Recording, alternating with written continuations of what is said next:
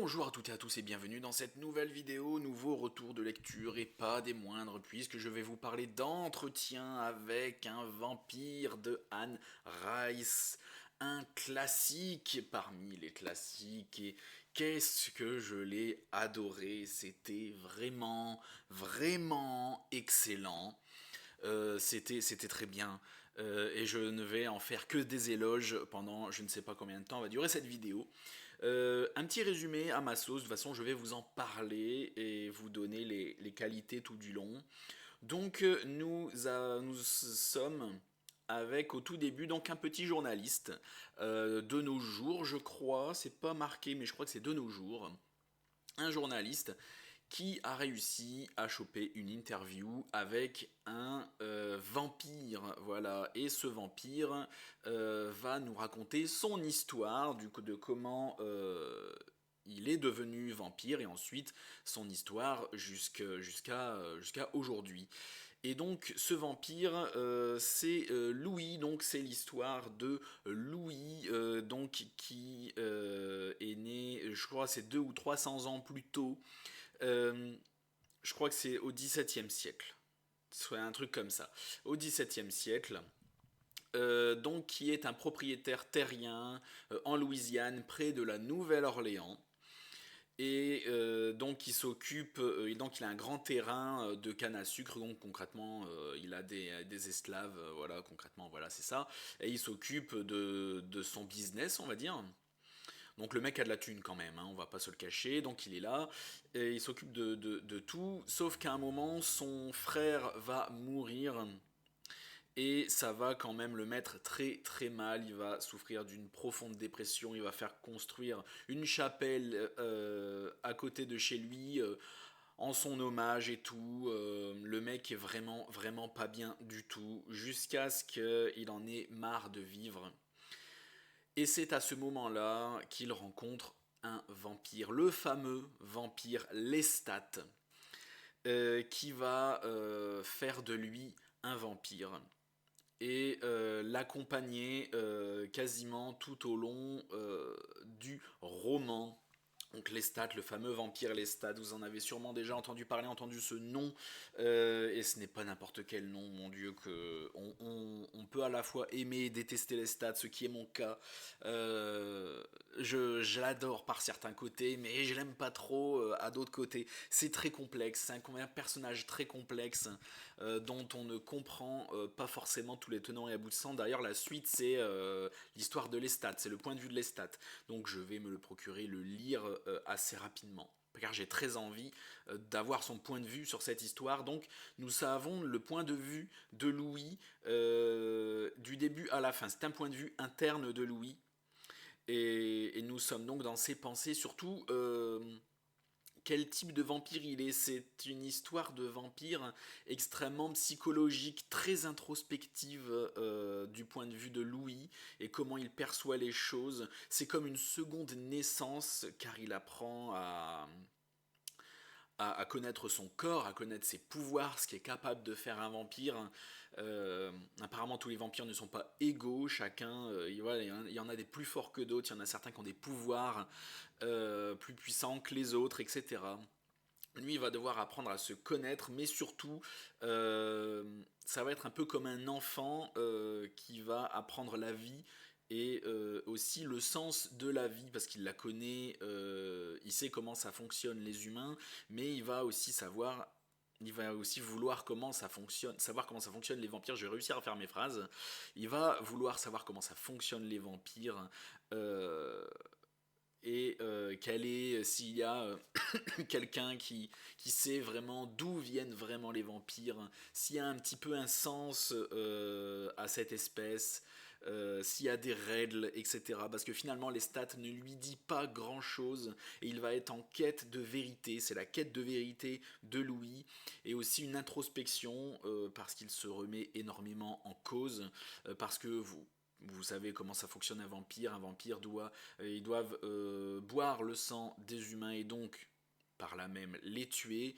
Et donc ça, il ne le supporte pas parce que Louis est un des seuls vampires, si ce n'est pas le seul vampire en tout cas de ce qu'on en sait dans celui-là au monde, à avoir conservé ses sentiments humains, ou en tout cas une certaine tendresse, une compassion pour les humains. Il a gardé un sens de la justice, même s'il tue lui-même pour étancher sa soif de sang, car c'est obligatoire, il ne peut pas y résister.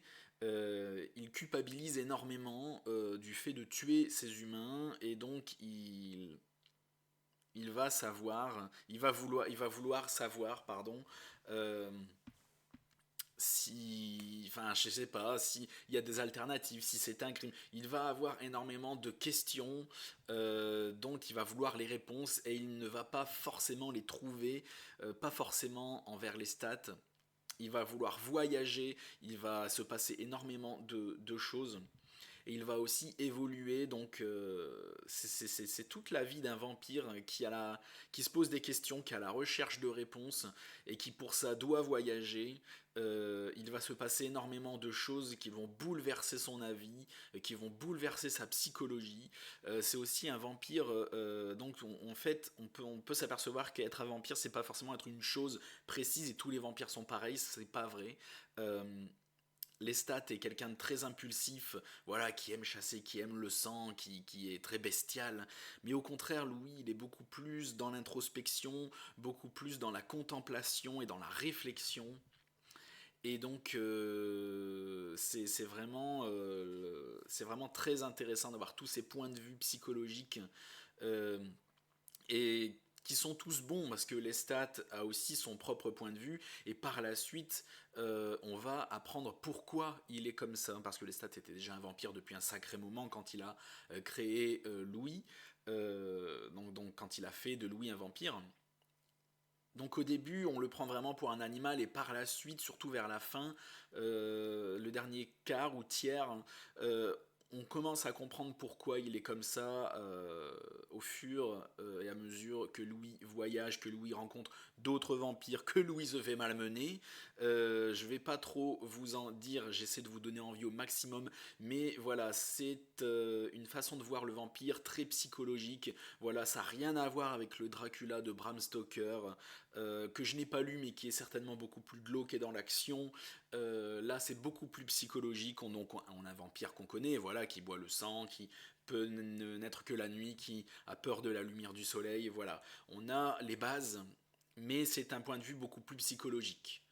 Et, euh, et c'est extrêmement intéressant, c'est voilà, c'est pas du tout dans l'action, donc c'est pas plein d'actions, plein de rebondissements, donc je peux comprendre en fait que ce soit un livre qu'on ait trouvé chiant.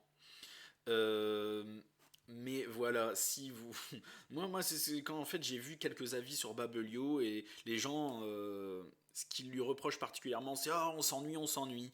Euh, je vais être peut-être assez cruel, mais si t'es pas capable de lire un truc un peu contemplatif, un peu spirituel, un peu psychologique, lis des mangas et regarde des Marvel, et puis viens pas casser les couilles, quoi. C'est un classique, c'est de la vraie lecture. Après, vous allez me dire, oui, mais chacun ses goûts. Ouais, ouais, ouais, mais à un moment, non. Il faut pouvoir lire des choses un peu plus calmes, un peu plus intelligentes à un moment. L'action pour l'action, moi, ça m'intéresse pas. Il faut qu'il y ait un propos derrière, une réflexion. Faut pas que ce soit gratuit. Il faut qu'il se passe vraiment quelque chose, qu'il y ait une vraie histoire bien construite. Et là, c'est ce qu'on a. J'ai beaucoup aimé aussi le personnage de Claudia, donc que Lestat a également créé. C'est une petite fille de 6 ans que Louis a voulu. Dont Louis a bu le sang, mais dont le cœur tenait le coup. La gamine ne voulait pas crever. Et donc Lestat a fini par en faire un vampire, donc une petite fille de 6 ans vampire. C'était extrêmement perturbant, parce qu'elle reste enfant pour toujours concrètement, et qui est un peu un entre-deux.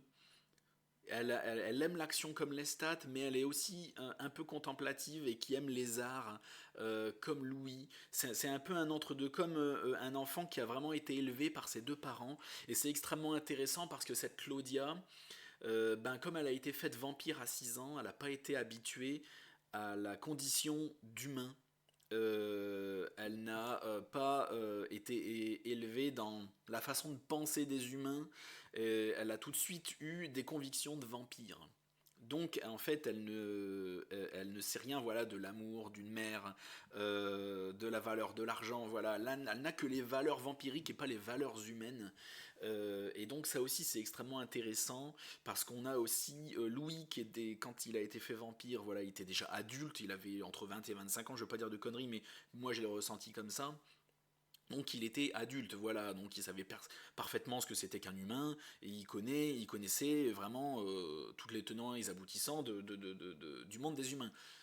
Et il a été fait vampire après, donc il y a vraiment un avant-après qu'on peut voir. Et on a aussi le point de vue de Claudia, enfin le point de vue de Claudia, par les yeux de Louis, encore une fois, on n'a pas là un point de vue de Claudia, mais on voit vraiment cette petite fille qui, elle, part de zéro et qui n'a aucune base sur rien, c'est une âme vraiment pure et qui a démarré sa vie en tant que vampire vraiment, qui n'a aucune base du monde des humains. C'est une gamine de 6 ans, elle ne connaît rien à la vie. Et qui donc a un point de vue tout à fait extérieur à tout ça, et j'ai trouvé aussi ça extrêmement intéressant. Je ne sais pas s'il y a un livre du point de vue de Claudia, mais j'aurais aimé avoir ce point de vue-là, comment on grandit quand on a été élevé que par des vampires finalement, sans rien connaître des humains. Comment on voit les humains, et comment on grandit correctement psychologiquement en tant que vampire. Est-ce qu'on peut être finalement mature? Ça m'a fait poser énormément de questions. Et c'était extrêmement intéressant, c'était une dinguerie. L'écriture est incroyable, les descriptions de la nature du décor sont excellents, sont fluides. La psychologie de Louis aussi, tout ce qui est description psychologique, ses façons de penser, tout ça, ça coule, c'est de l'eau, ça se lit tellement bien, c'est tellement bien écrit. Il n'y a aucune lourdeur. Après, si t'es quelqu'un de chiant qui n'aime que l'action, et dès que ça part un peu en description, où il se passe un peu moins de choses, tu trouves ça chiant, ben passe ton chemin et va te faire une culture s'il te plaît, parce que c'est vraiment un des rares livres où je n'accepte pas la critique du c'est nul parce que c'est chiant, parce qu'on s'ennuie, parce qu'il se passe rien. On peut remettre en cause le point de vue de Louis, de Lestat, on peut remettre en cause tous ces points de vue psychologiques, on peut en débattre sans aucun problème. Mais honnêtement, j'accepterai pas les critiques. Ouais, mais il se passe rien, c'est chiant, on s'ennuie. Non, ta gueule, tu vois, vraiment. euh, ta gueule et va lire des livres intelligents, va te faire va t'acheter un cerveau, vraiment, parce que là, t'en as besoin. Et... Mais je peux comprendre qu'on soit réticent à quand même à lire ce genre de choses. Il faut savoir à quoi s'attendre quand même. Et c'est pour ça que je le dis. C'est très contemplatif, très psychologique. C'est excellent. C'est excellent. Il faut savoir se mettre à la place des gens, à la place des autres, pour pouvoir comprendre. Voilà, il faut avoir plus d'un ou deux neurones. Et bon Dieu que c'était bon quoi. Et je vais acheter la suite tout de suite et je vais lire tout Anne Rice. C'est décidé. Je suis fan d'Anne Rice. Et j'ai vu qu'elle était morte en 2021. Donc c'est très récent, ça fait 2 ans qu'elle est décédée. J'ai vu sur son Wikipédia qu'elle avait certains traits de caractère en commun. Je sais plus si c'était avec Louis ou Lestat. Et que sa petite fille est morte à 6 ans, et que Claudia est un hommage à sa fille de 6 ans, car Claudia a, comme je l'ai dit, également 6 ans. Donc c'est tout mignon, elle a mis vraiment d'elle-même et de sa vie dedans, et je trouve que ça se ressent, car la psychologie est vraiment extrêmement bien maîtrisée. Je ne peux que vous inciter à le lire, c'est excellent, ça fait réfléchir, l'histoire, et voilà, c'est solide. C'est une psychologie solide, une histoire solide. Si vous voulez un truc plus glauque et plus sale, j'ai pas lu Dracula de Bram Stoker, mais à mon avis, dirigez-vous plus vers ça. Voilà. achetez-le et lisez-le, car c'est vraiment une dinguerie. Merci à tous d'avoir regardé cette vidéo jusqu'au bout. N'hésite pas à liker la vidéo, à t'abonner à la chaîne, à partager, tout ça, tout ça. Le lien de mon Linktree est dans la description, t'as tous mes liens. Voilà, j'ai quand même mis mon petit Instagram qui est là et mon Twitch, même si je fais plus trop de live. Mais on sait jamais, un jour, j'aurai peut-être le courage d'en refaire. En attendant la prochaine vidéo, merci à tous et à la prochaine chez Alistair.